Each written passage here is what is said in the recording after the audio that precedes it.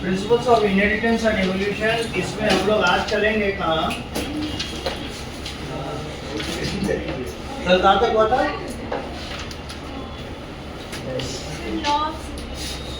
Loss बता चुके थे और बाइनोमियल एक्सपेंशन भी बता चुके थे। सर बाइनोमियल एक्सप्रेशन से उससे क्वेश्चन आएगा या फिर बिना उसके कर सकते हैं? नहीं, जाना पड़ेगा। हम नहीं पाएंगे। इसके बाद है exceptions,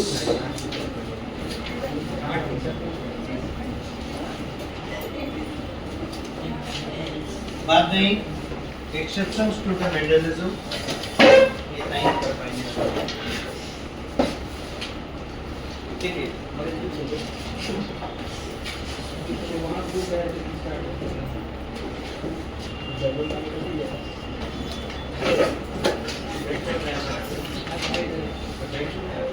exceptions to the Mendelism में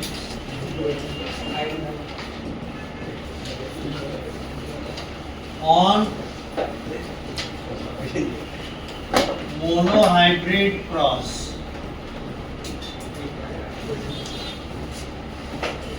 मेंडलिज्म में मोनोहाइब्रिड क्रॉस के क्या क्या एक्सेप्शंस हम लोग को बुक के अनुसार देखना है। एक है इनकम्प्लीट डोमिनेंस,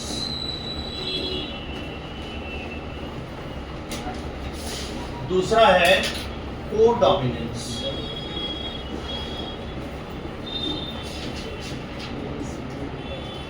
इनकम्प्लीट डोमिनेंस और दूसरा है codominance.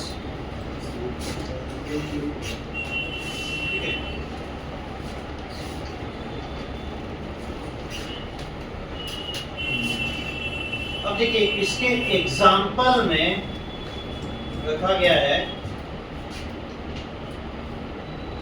The cross between red colour flower and white color flower of dog pea plant,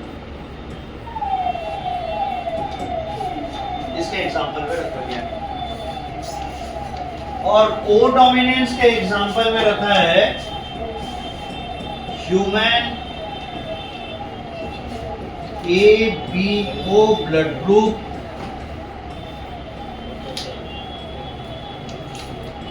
और इसमें एक और एग्जांपल आप देखेंगे सिकल सेल एनीमिया।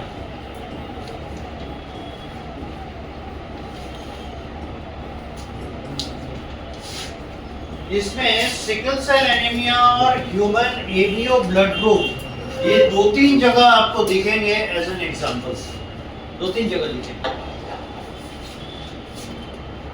तो बारी बारी से हम लोग देखें, पहले इसको देखेंगे इनकम्प्लीट डोमिनेंस। यहाँ तक हो गया लिखना?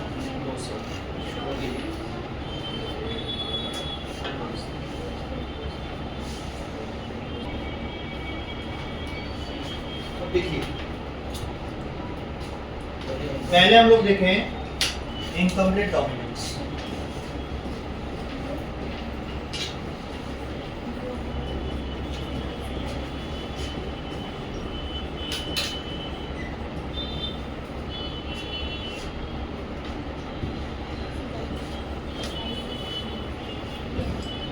When, अच्छा इसको लैंग्वेज रिलेटेड का जरूरत नहीं है, हम लोग इसको इसका जो एक्सपेरिमेंट था उसको हम लोग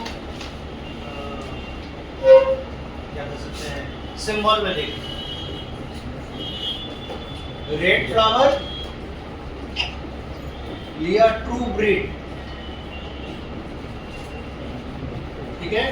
कभी भी क्रॉस कराते हैं मेंडल के अनुसार हम लोग नियम देख चुके हैं कि जो भी हम लोग क्रॉस कराएंगे, मोनोहाइब्रिड क्रॉस हो या डायहाइब्रिड क्रॉस हो, उसमें हम लोग क्या करेंगे, जो प्रॉपर्टी देखा जाएगा वो प्रॉपर्टी होगा ट्रू ब्रीड का, यानी हर जनरेशन आफ्टर जनरेशन उसमें वही प्रॉपर्टी दिखनी चाहिए, ठीक है। उसको ट्रू ब्रीड करें तो ट्रू ब्रीड रेड फ्लावर लिया और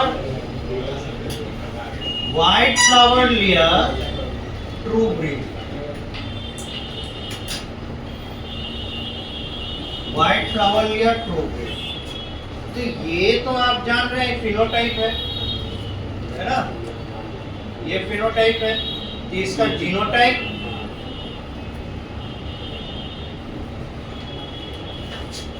इसका जीनोटाइप लिया गया कैपिटल आर ऑफ कोर्स माना गया कि कलरफुल दे रहा है फ्लावर में, है ना, तो रेड कलर है, व्हाइट पे जरूर हावी होगा, इसलिए इसको डोमिनेंट मान लिया।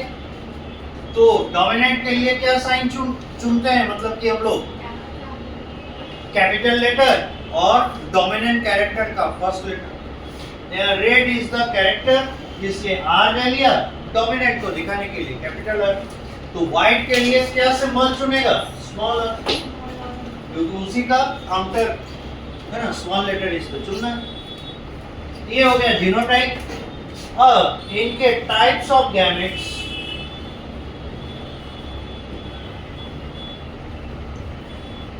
मैथ्स है ना, ये पूरा सिस्टमेटिक है, कहीं पे भी आपको इधर उधर नहीं लिखना।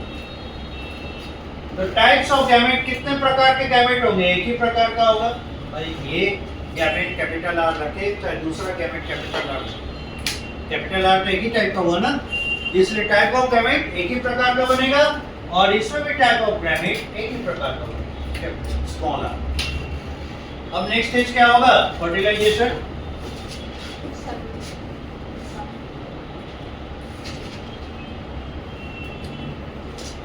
फर्टिलाइजेशन होगा तो ये दोनों कैपिटल आर स्मॉल आर एक साथ आएंगे, और ये जो होगा F1 जनरेशन होगा, और कैपिटल आर स्मॉल आर ये इसका हो जाएगा जीनोटाइप, ये इसका होगा जीनोटाइप। अब इस जीनोटाइप का फिनोटाइप क्या होगा, सोचिए तो। डोमिनेंट वाला दिखना चाहिए तो रेड होना चाहिए, और दिखा pink. So this is neither of the parents had this characteristic, है ना। तो एक नया कैरेक्टर इसमें अपीयर हो रहा है, तो इसका रीजन नहीं पता चलता, ठीक है।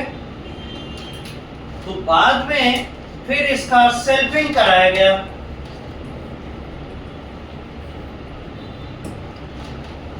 सेल्फिंग कराया जाएगा तो यही वाला पिंक मेल पेरेंट होगा, और यही सेम पेरेंट होगा पिंक फीमेल, राइट। दोनों का फिनोटाइप वही और जीनोटाइप भी capital R small R, capital R small R, जैसे पहले था ब्राउन एंड निकल वाले, उसी तरह का। अब इससे जो गैमेट्स बनेंगे, समझ ही रहे, दो प्रकार के बनेंगे, capital R small R, capital R and small R. इनका पनेट स्क्वायर बनाकर कॉम्बिनेशन सेट करना है, ये गैमेट्स की जगह capital R small R, capital R and small R. अब जरा कॉम्बिनेशन सेट करें, capital R capital R, capital R small R, capital R small R and small R. अगर ऐसा रहता है तो आप इसके फिनोटाइप को देखेंगे तो आपको मिल रहा है फिनोटाइप, यहाँ पे रेड, यहाँ पे मिल रहा है पिंक, यहाँ पे मिल रहा है पिंक, और यहाँ पे मिल रहा है व्हाइट। तो ये अजीब सिचुएशन था, है ना। और देखिए तो फिनोटिपिक फ्रीक्वेंसी अगर देखें कितने वेरिएबल्स हैं, 3 वेरिएबल हैं, रेड है, पिंक है, व्हाइट है, 3 वेरिएबल है ना। मेंडल के मोनोहाइब्रिड क्रॉस में 2 ही वेरिएबल होते थे, एक पूरा डोमिनेंट, एक पूरा रिसेसिव, तीसरा कोई था नहीं। यहाँ डोमिनेंट रिसेसिव है, साथ में एक नया कैरेक्टर जो F1 जनरेशन में अपीयर हुआ तो पीछा नहीं छोड़ा, यहाँ पर भी है। ठीक है, ये था इस एक्सपेरिमेंट का फ्लो चार्ट। अब इस फ्लो चार्ट को एक्सप्लेन करना था और इसी एक्सप्लेनेशन में आया इनकम्प्लीट डोमिनेंस का कॉन्सेप्ट। यहाँ तक नोट कीजिए।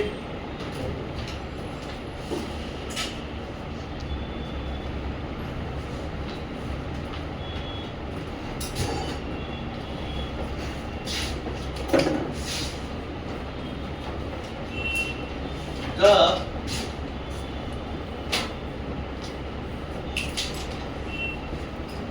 different phenotypic ratio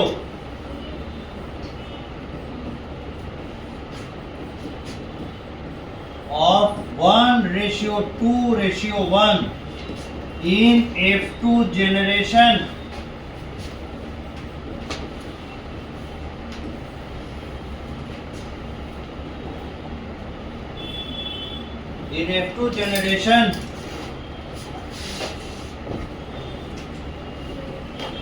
which is same to that of the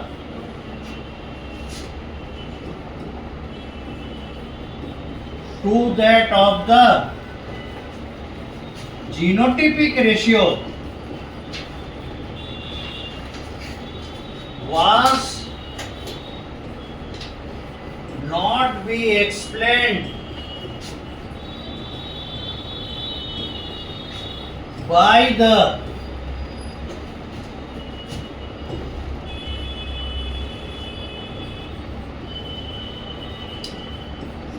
Mendel's monohybrid explanation। Mendel का मोनोहाइब्रिड एक्सप्लेनेशन इसके एक्सपेरिमेंटल रिजल्ट्स को एक्सप्लेन करने में इनकैपेबल नहीं बता पाता, राइट। तो फिर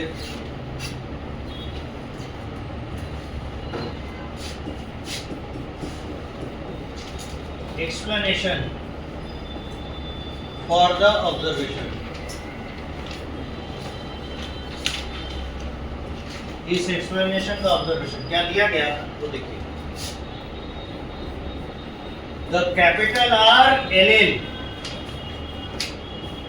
was not completely dominant over the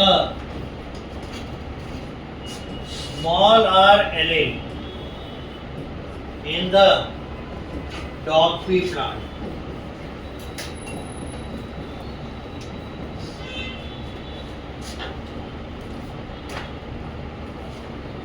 इसी को स्नैपड्रैगन भी कहते हैं।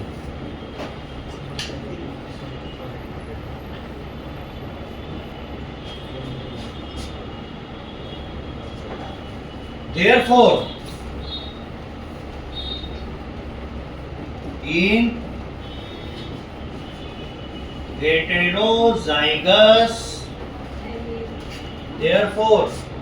heterozygous condition, बात नहीं।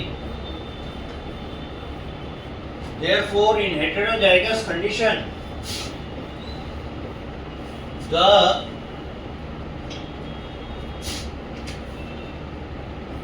red color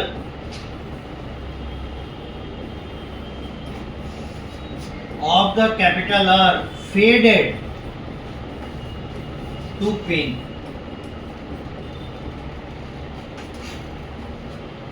एक्सप्लेनेशन क्या दिया गया कि कैपिटल आर जो था जिसे डोमिनेंट माना जा रहा है, अगर डोमिनेंट ट्रूली होता तो ये पूरी तरीके से स्मॉल आर के एक्सप्रेशन को दबा दिया होता। ठीक है। तो अगर ऐसा रहता तो रेड बनने में उसको कहीं कोई दिक्कत नहीं आती, लेकिन हुआ क्या, ये पूरी तरीके से कंप्लीटली डोमिनेंट नहीं हो पाया, not completely dominant over the small R, यानी जिसे रिसेसिव वैल्यूज माना जा रहा है उस पे, और इसी वजह से क्या हुआ, उसका रेड कलर हो गया डाइल्यूट और दिखने लगा पिंक।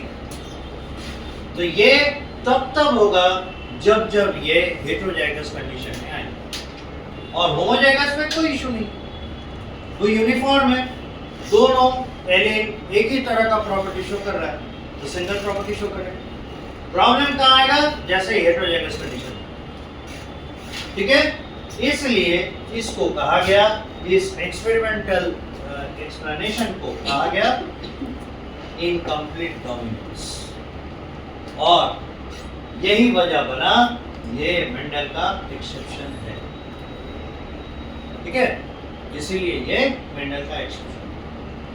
तो आगे कहीं पे भी जैसे क्वेश्चन इस तरीके से रहेंगे तब समझ जाएंगे ये इनकम्प्लीट डोमिनेंस से क्वेश्चन पूछा। कई बार ऐसे होता है, incomplete dominance is based on the kind of cross, monohybrid, dihybrid, trihybrid, mono, इस तरीके से होगा, ठीक है। How many set of contrasting characters are taken to establish the incomplete dominance? One set of contrasting, one set. Contrast मतलब black and white दोनों एक साथ देंगे ना, एक डार्क कलर एक लाइट कलर, तब ना वो कंट्रास्ट बनेगा। तो कंट्रास्ट जब भी बोले आपको पेयर में ही बात करनी होगी, ठीक है। तो यहाँ पे क्या हो रहा है, पर पेयर तो सेम का बनता है, डिफरेंट का पेयर डिफरेंट का पेयर नहीं बनेगा, कैपिटल और स्मॉल आर एक साथ आएगा, पेयर बनेगा ना, तो उसके लिए नाम है हेटेरोजाइगस, ठीक है। तो यहाँ पे ये बात हुई कि कभी भी इनकम्प्लीट डोमिनेंस शो करने के लिए at least one set of contrasting character लेना, ठीक है। और वो कंट्रास्टिंग कैरेक्टर ऐसे होंगे कि एक फैक्टर दूसरे फैक्टर पे कंप्लीटली डोमिनेट नहीं, तभी ऐसा हो सकता है, ठीक है। लिख चुके, हो गया सभी का, आगे बढ़े। अब देखिए दूसरा,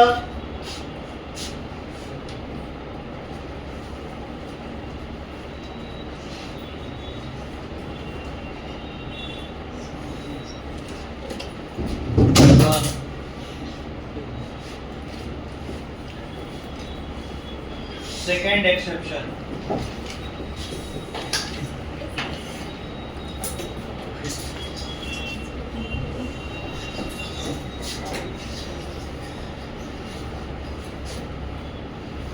ये है कोडोमिनेंस।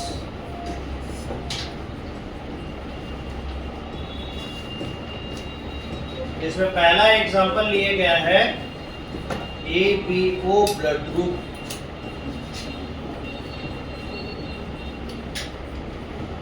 और इसके बारे में थोड़ा सा हम लोग पढ़ चुके हैं जब हम लोग सर्कुलेटरी सिस्टम या बॉडी फ्लूइड एंड सर्कुलेशन वाला चैप्टर पढ़े थे, है ना। वहाँ पे ट्रांसपोर्टेबल मटेरियल ब्लड था, ब्लड में आरबीसी जब पढ़ाए थे तो आरबीसी की कई चीजें पढ़ाई गई हैं उसमें, life span, number, shape and structure, उसका है ना हीमोग्लोबिन कंटेंट, उसके अंदर एक स्पेशल एंजाइम पाया जाता है कार्बनिक एनहाइड्रेज, वो बताए, साथ ही साथ बताए ये आरबीसी एक दूसरे अपने आप को दूसरे से अलग भी कर सकता है, मतलब ये आइडेंटिफाइंग फीचर रखता है, ये सेल सेल रिकॉग्निशन करता है, और वो रिकॉग्निशन करता है कैसे, अपने ब्लड ग्रुप प्रोटीन्स।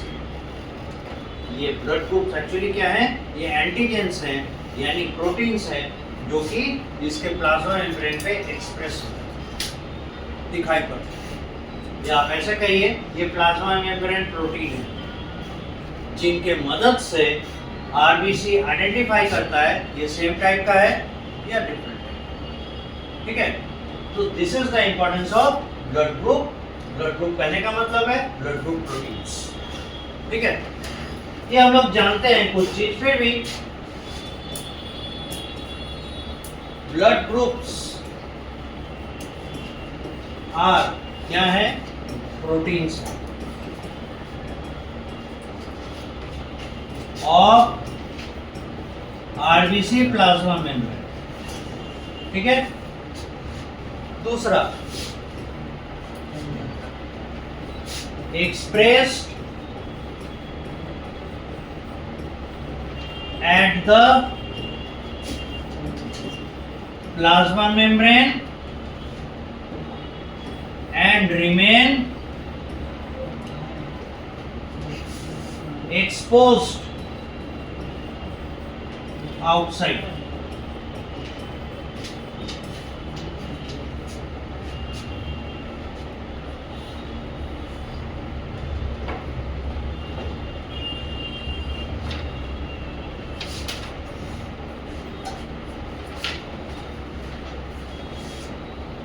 भर देते हैं, कंप्लीटली ट्रैश। ट्रैश समझते हैं? पूरा करते हैं उसको।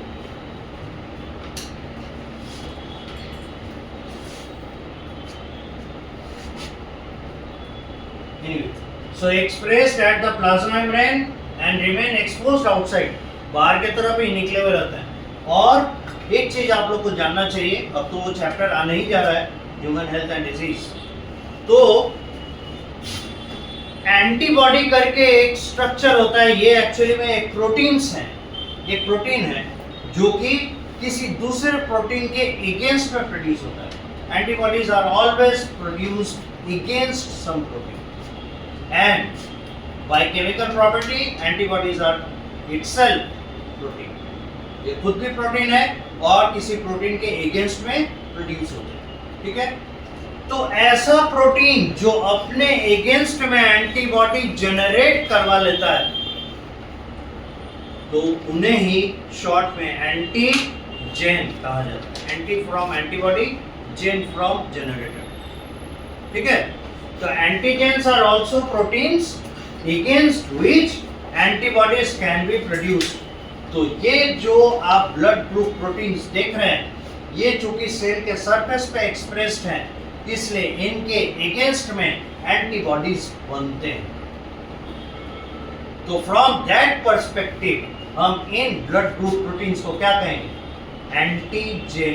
एंटीजेन्स और एंटीबॉडी जनरेटर्स। ठीक है। These are antigens, as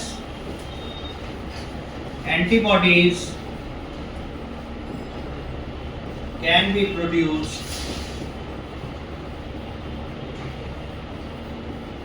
against them।